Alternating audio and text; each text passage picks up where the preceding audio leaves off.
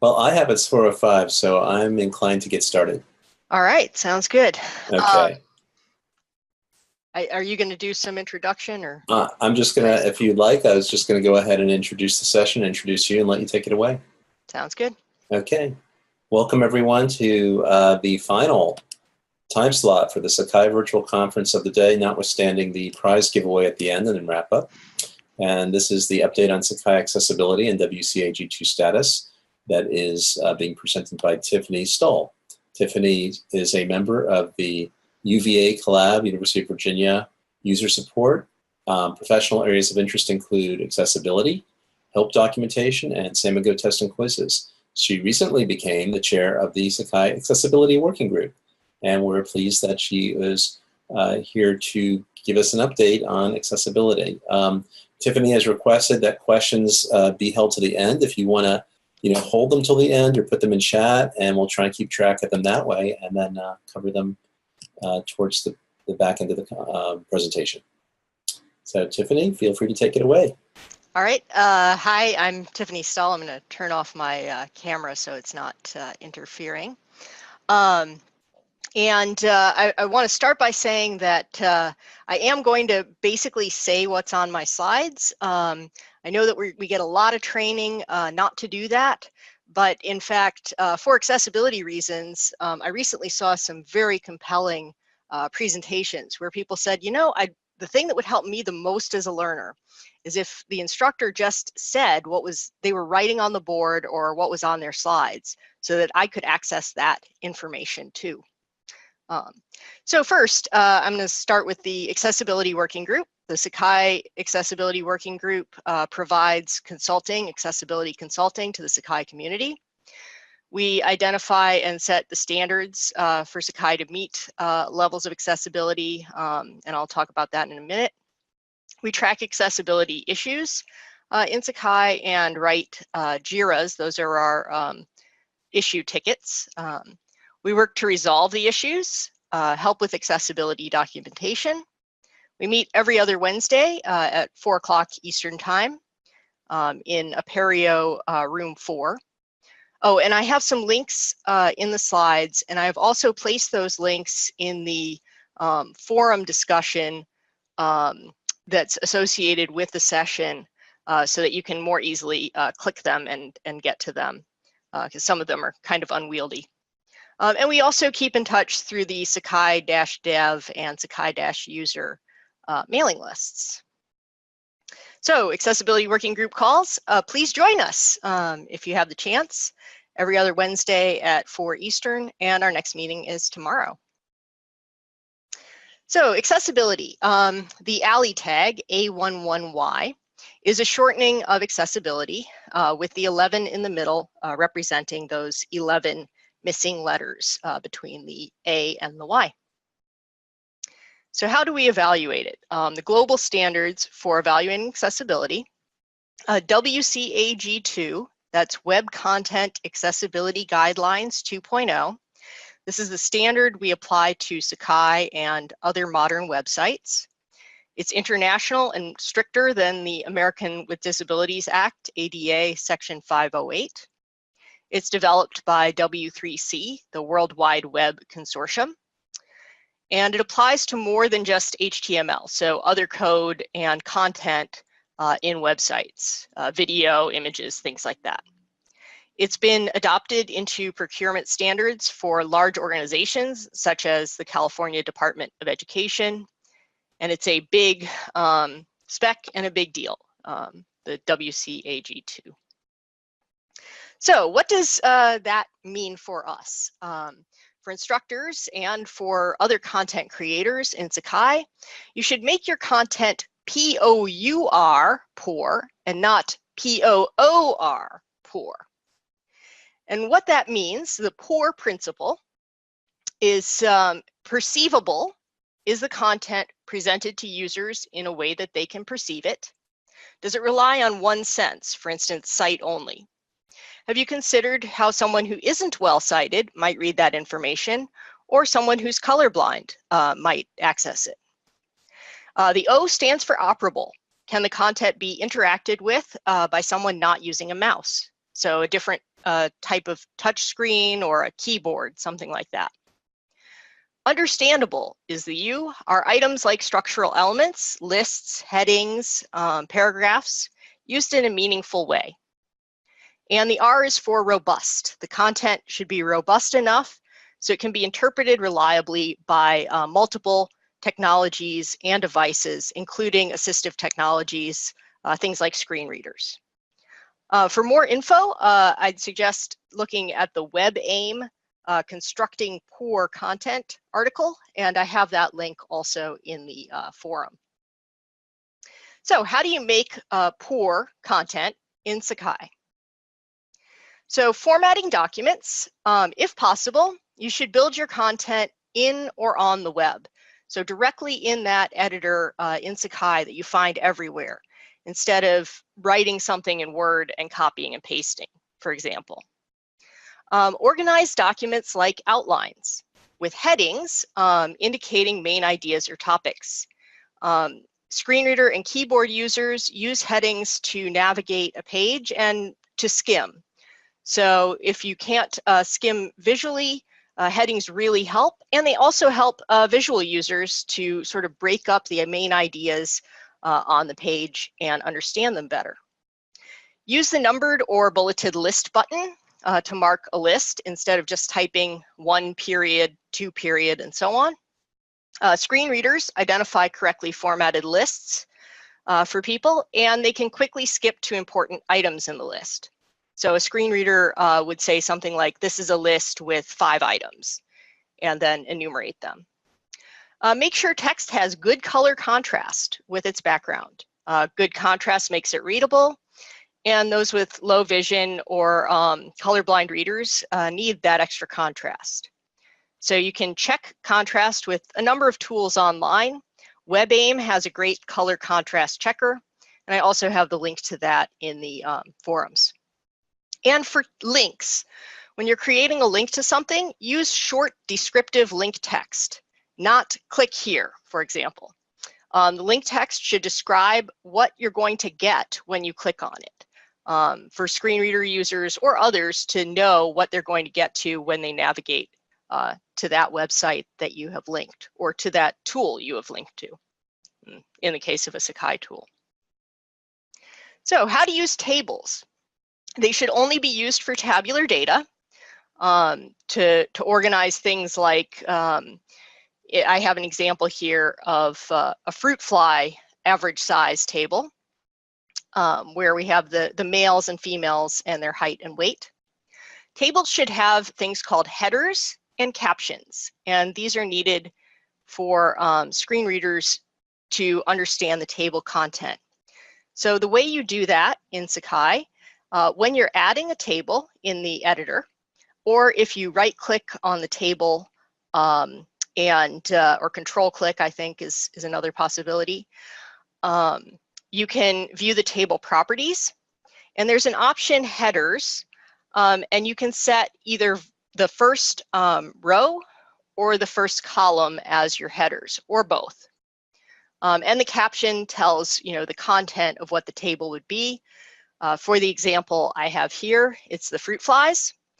If I did not have the headers on the first row and column, it would read something like this: height, weight, males, 1.9, 0.003, females, 1.7, 0.002, which is largely meaningless, but the height and weight and males and females being headers, it can be identified by the screen reader as associating those two items with the 1.9, for example.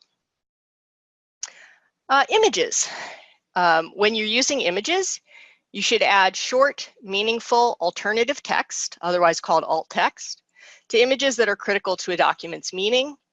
It lets non-sighted users perceive images. If an image is only a decorative element on a page, like let's say it's a decorative squiggle or something, leave that alt text blank.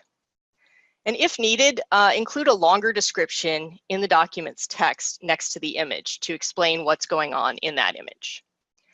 And never use an image of text if the same meaning can be conveyed with text only. So how do you add alt text? If you are adding a new image in the editor, or if you double click on an existing image, you get to this image properties dialog, and there's a text box there for alternative text, and you can type right in that box to indicate your alternative text. So checking for accessibility. There is an accessibility checker that can be integrated into Sakai. It's CK Source's accessibility checker, and it's good to help you get some immediate advice on accessibility, kind of a spell checker for accessibility. There is a 5-minute demo of it. If you do a search on YouTube for CK Source A11Y checker in Sakai. So about it, the bad news is that it can't ship with Sakai because of incompatible licenses. But the good news is that individual institutions or system admins can get a copy of the accessibility checker and install it. And there are some links in the slide, but I also have them in the forums so that you can get to them. And it's available as a supported module or GPL from CK Source. So you can build it locally on your system. So if you don't have it, ask your system administrators if you can get it. Some tips for other types of content that you upload or embed. So resources or lessons type of content. Using Word and PDF documents, I recommend following the formatting, table, and image recommendations that I mentioned before, organizing things with headers and things like that. When you upload a Word document or PDF to your site, make sure the text can be selected with a mouse or keyboard. If there's an image, a PDF that's just an image of text, it's not accessible to users of assistive technology. If you're creating a document in Word and you're exporting it as a PDF, choose File and Save As and save it as a PDF. Don't use the print feature because print can result in, again, an unselectable document. And also, Word has its own accessibility checker. So for Windows, it's in File, Info, Inspect Document, Check for Issues, and Check Accessibility. And again, I have these listed in the forums. And for a Mac, it's Tools and Check Accessibility. So that can help you with that sort of immediate advice like the CK Editor checker. And using videos. Videos must always have closed captions. Captions help all viewers, not just those who are hard of hearing. They can help people remember what they learned from a video. They help non-native language speakers understand difficult accents. And there are even lots of people who need to watch videos in a location where they can't listen to a sound, like a library or a loud area. In fact, a study was done recently of closed caption users, and I think it was somewhere in the 70% range of people who were not hard of hearing who just like to use closed captions. If you have already captioned video available, like a library of videos at your institution, maybe they can help you find videos to use in your course site. So, you don't have to caption it yourself. Make sure the videos also have audio description if it's available. It helps provide information about critical visual information on the screen for those who have low vision. And if you're making your own videos, make sure the captions are accurate. So if you're using especially a machine captioning, like YouTube or something like that, go back through and edit the captions and make sure that they're accurate to what's being said. Okay, so here's a stupid question, because somebody's going to ask it. It's the law and it's morally right, but why do we really care about making content accessible? So remember, universally designed content, and I'm saying universally designed, not just accessible here, is better for everyone. So I have here a cartoon by Michael Giangreco from his Absurdities and Realities of Special Education. And I think this describes it really well. There are some students waiting outside of school while a janitor is shoveling snow off of stairs. And the student, who is in a wheelchair, says, "Could you please shovel the ramp?" And the janitor says, "Oh, all these other kids are waiting to use the stairs. When I get through shoveling them off, then I'll clear the ramp for you." And the student says, "But if you shovel the ramp, we can all get in." And there's a caption, "Clearing a path for people with special needs clears the path for everyone." And I think that explains really well in web content too, that you can use these structural elements to help those who need them, but it also helps those to understand, everybody else to understand the document and remember content. Okay, so some advanced testing tips. I may skip over a couple of these slides. The best test possible. Get as many authentic users as possible to test using their preferred software and configurations. Assistive technology users interact with their technology very differently from those who don't use it on a regular basis. Of course, the caveat of this is that the test results of the same process can vary based on the person's computer operating system and version, specific tool like a brand of screen reader and the version of that tool, the user settings, and the person doing the test. And I've got to give a big shout out to Illinois State University. Their testers have been doing some excellent work, authentic screen reader users in testing, QA testing Sakai. Some screen readers, I listed them here. Freedom Scientific JAWS, NVDA for Windows, which is open source, and VoiceOver for iOS. I have more information about this in the forums. Some browser tools and plugins you can use. I'm also going to skip over these. If you're interested, you can find them in the forums. And for additional testing tools and resources, if you do a search for the Sakai Accessibility Working Group, we have a list of resources in our page that you can access. So the rally plan, review accessibility is what the rally stands for. And it's an initiative by the Sakai Accessibility Working Group to commission a review of Sakai's accessibility by a trusted third-party reviewer. And we are working to obtain certification, including a VPAT, Voluntary Product Accessibility Template, and a WCAG 2 based review to assure potential adopters and users alike of Sakai's status in accessibility. So the rally timeline, the project was conceived in 2015 at Apereo 2015. It received initial funding pledges in August of 2015. Vendors were considered in November of 2015, and we signed a contract with SSB BART, the reviewer, in January of 2016. So the audit results from their initial testing were received in June, and then work started on addressing the identified issues in August of 2016. So now they're going to be doing a regression test coming up with our Sakai 12 release as soon as we have a release candidate. And we've projected that for December of 2017, or if that gets pushed back to January 2018. And we hope to ship Sakai 12 with a very strong compliance statement in 2018.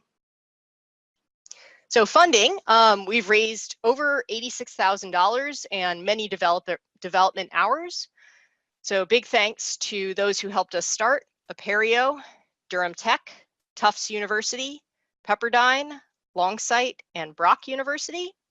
And those helping us finish the previous list: Illinois State University, University of Virginia, go UVA, and University of Rhode Island. So what did we review? The 17 most commonly used tools in Sakai was a review. 40 specific static items were reviewed within them, as well as 20 tasks, so pages, specific static pages. Focus was primarily on student tasks, and the review was conducted by SSB BART, now level access, on a server hosted by Marist. So thank you, Marist, for that too. The initial results, 76% compliance against WCAG 2 AA. So this may seem scary, but as compared to other LMSs, well, we don't know. I did a search for Blackboard, Canvas, and Moodle, all of which publish a statement, but nobody tells what their compliance overall is, percentage-wise. And also, we have done a lot of fixes since this 76% came up. And that's one of the things we want to have is transparency when we get our final review in what the results are. So issues, 452 issues were detected. Some of those were different iterations of the same issue in different pages. And you can find those in JIRA if you search for the A11Y or Rally RA11Y tag. So for response and remediation, SSB BART, now level access, gave us that report and interim compliance statement. Work has begun on addressing issues. Some of that work went out in 11.3 and 11.4 with a big screen reader fix in 11.3, and that will also go into 12. So where we are now, many issues, 78% of them have been resolved. 17% are duplicate or cannot be reproduced, and about 5% still need to be done, and we'd love to have developers contribute to that. You can find more details in the Accessibility Working Group site if you look for the rally plan there. So for the final audit and compliance statement, we've negotiated with Level Access to set up the regression test. That's where they retest the tasks and pages they tested before to analyze our current compliance level. There's some question still as to whether they can replace a few tests of removed things. So dashboard, the extended matching question type in tests and quizzes, for example, were removed because they had so many possible issues for accessibility. So we're seeing if they can potentially replace a couple of those tests with additional tasks on other pages that they tested before. We're still discussing this with them. And they're waiting on the Sakai 12 release candidate, as I mentioned, in December or early January. So they can do that testing and issue the final compliance statement, which after we receive it, we'll publish the findings for everyone to see. So questions, and do you want to get involved? Please join our working group, come to some of our meetings. You can find our website by searching Sakai Accessibility Working Group, or I have the link in the forums there. Contact me, tls6u@virginia.edu, or the Sakai dev, sakai-dev@apereo.org, or sakai-user@apereo.org email lists. And please include in brackets A11Y in the subject so that we can find your message more easily. So yeah, can we move on to questions now? Yeah, that sounds like a great idea. There's some questions in the chat. I don't know if you want me to just read them out loud or if you want to read them out loud so that they get recorded. Yeah, sure. So looks like Neil, you had a question about the click here. Yeah, actually I did, and it's not strictly about Sakai, but for example with but it's related because when we post our QA, how to do Sakai QA, it's in Confluence, and one of the feedback that Didi and I got was that people would look and get confused and not know they needed to click certain places, so I would add a click here to it. But I made the whole, I put a descriptor plus the click here, and then that, so is that sufficient from an accessibility perspective? Yeah, I mean, it's the thing is that what happens first in that link, what's stated first in that link, is what's going to be heard first. So okay. If you're listening on a screen reader, you're very often jumping from link to link and skipping all the other content in the page. So if you hear click here to blah, blah, blah, you might skip over that. You're like, oh, click here, move on. I don't know where here is. But if you say something like, you know, access, I don't know, access instructions or instruction Right. can be found by clicking here. I don't know exactly what the best formula for that is. And the other thing that I heard at an accessibility testing conference recently was that the word click can be seen as a limitation. And if it can be accessed by a keyboard, which it should be able to be, there may be better wording for that. So if you could use some kind of word like select or something like that, and maybe follow that up with click, that can be helpful for just knowing that it can be accessed by a variety of means. Okay, thank you. So we have a question here from Christina. What's more accessible, PDF or Word? I think PDF is by far the worst. I guess I'd have to ask some of our screen reader users what they prefer, but as far as I know, PDF is probably the least accessible of documents. And also a comment on the cartoon. That's a great cartoon. Yeah, I think he does really great work. The initial review from SSB BART was done on Sakai 11. Well,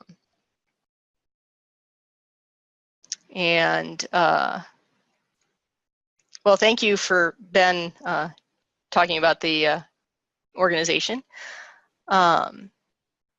Yeah, so Gabriella has a comment here that she normally adds a more complete sentence. Access this link to download an article about something. And Terry asks, do I know if anyone is testing Kurzweil 3000 or Kurzweil Firefly screen readers? I do not.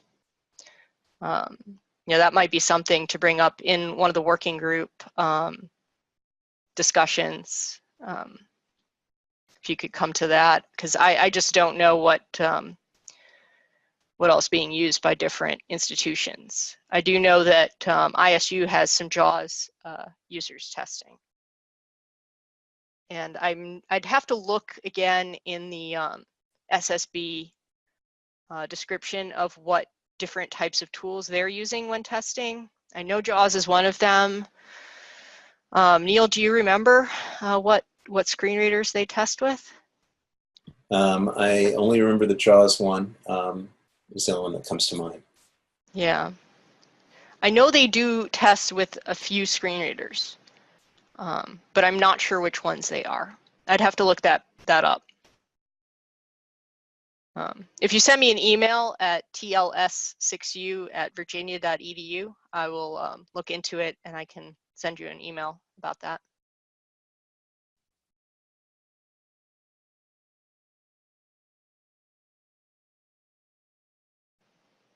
So are there any other questions? I guess I kind of skipped over some slides. I could have gone through them. Didn't realize that I went a little too fast, maybe. You didn't realize it would go that quickly, huh? Yeah. So I think you covered quite a lot, though, I thought. Oh, and also I have put in the forum for the session a printable handout with a checklist for accessibility. Unfortunately, the handout itself is not an accessible document because it was originally designed for print, but you can get the Word copy there and also the PDF if you want to modify that and hand it out for instructors or something like that. It's about specifically course content, but you can use that if you're able to print it. So Gabriella recommends using ChromeVox to test and show instructors how a screen reader would work. I did have, let me see if I can get back to it. I had a list of some different possible testing tools and plugins. So Chrome, the ChromeVox screen reader plugin is the one that Gabriella is recommending. I've heard from some screen reader users that it's not really robust enough to get a good idea of how some screen readers might handle a page, but it's definitely a good start. Chrome's developer tools, if you're a developer, has an accessibility audit option. In Firefox, there's something similar to Chromebox called FANGS, Firefox Screen Reader Emulator. So that can be used for testing. And FAE, the Firefox Accessibility Extension. And then for both Chrome and Firefox, I strongly recommend WebAIM's information. They have a lot of great information on accessibility and creating accessible content. They have a plugin called Wave, which gives a little bit, maybe a little bit too much information. It's pretty technical. I definitely recommend it for developers to check pages, but you could also use it on your own page. And that can be found at wave.webaim.org. And I actually have the link again in the forums there, so you can just click it. And one of the folks from WebAIM came and gave us a presentation.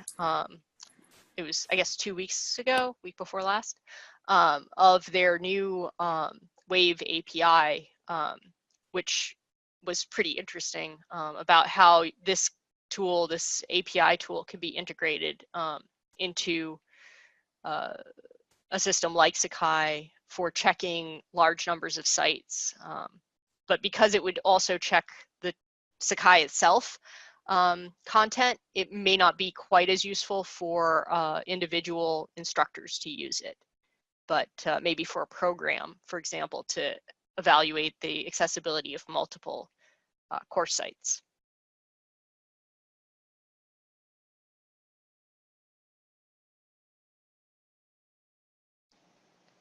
Do you want to talk at all about the VPAT in addition that we're thinking about doing, in addition to the WCAG? Yeah, so the VPAT statement, voluntary product accessibility template, is a statement overall of sort of how accessible your product is in different areas. So it will say things like, this tool is fully accessible except if you have a particular thing enabled. So tests and quizzes might be 90% accessible as long as certain question types are turned off, for example. Well,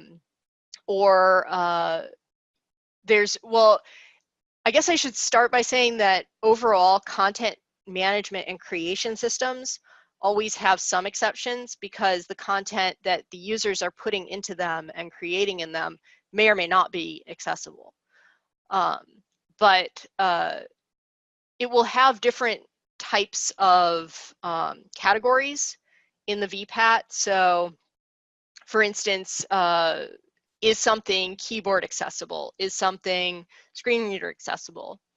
And it will list these different pages and tasks that are being evaluated and give a level of accessibility, maybe not in a percentage, but sort of, accessible with exceptions, or accessible, to this degree.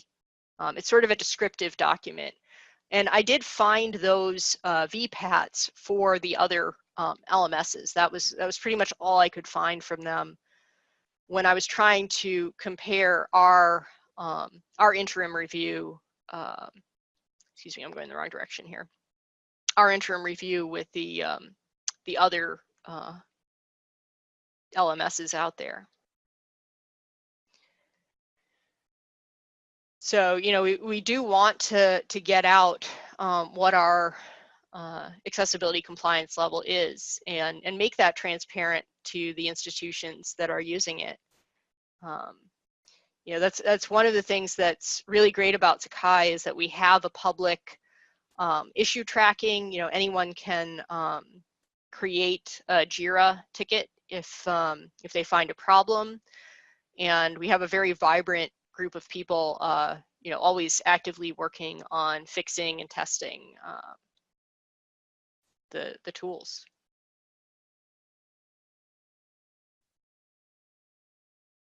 does that sort of speak to that or answer that question, Neil? Yeah, I appreciate that. I thought that folks might be interested in that, and I'm Yeah. still sometimes trying to get my head wrapped around that last piece that you were talking about. That even when we get the certification, it doesn't necessarily mean that 100% of every page and every scenario in Sakai is covered. And sort of how do you communicate out what that WCAG means? How do you communicate the VPAT? What the VPAT really means? And that sort of thing. So that was where I had some curiosity. So yeah, thank you. Yeah, I mean, I guess one of the things we may have to look at and evaluate after we get our statement, our compliance statement, is also, do we need to turn off certain features so that they don't ship out of the box as default, and provide that information somewhere in the documentation to say that this particular element of this tool, this particular question type, or this particular aspect that can be turned off may lower the accessibility of your instance of Sakai if you turn it on. So Gabrielle is asking, how can you join the accessibility working group's email list? The link is not working. Oh, I'm sorry about that. I'll have to look. The email, there is no specific email list for the accessibility working group. I think we used to have one, and we don't anymore. Is that correct, Neil? That's correct.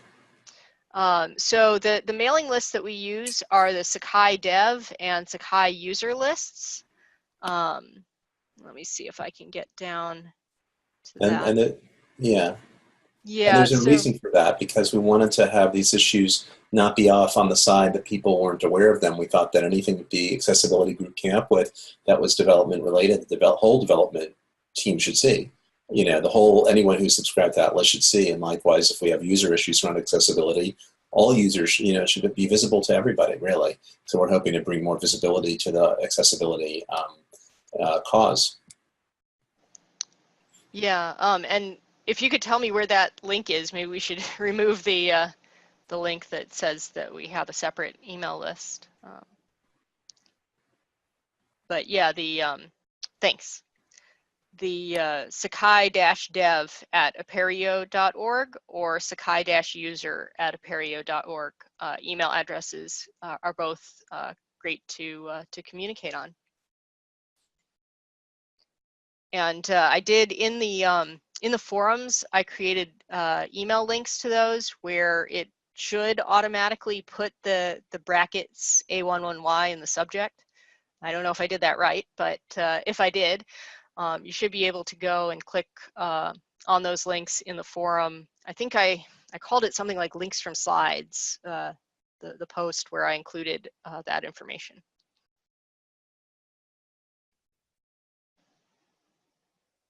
Okay, well, we only have about less than 2 minutes. All right, so does anyone have any other questions or comments? I didn't realize I'd make it through the slides so fast, or I did have an example, a short video example of the Chromevox reading some Sakai pages, but I took it out because I was afraid I'd run out of time. Sorry about that. That's okay. I think it worked out pretty well. Thanks for coming, for those of you who did. Yeah, thank you, everybody, and thank you, Tiffany, for a great presentation. And I'm going to go ahead and stop the recording now, and then we'll have a little bit of break before the final presentation for the day, which is the prize contest winners announced. All right. All Sounds right. great. Okay, thanks. Thanks.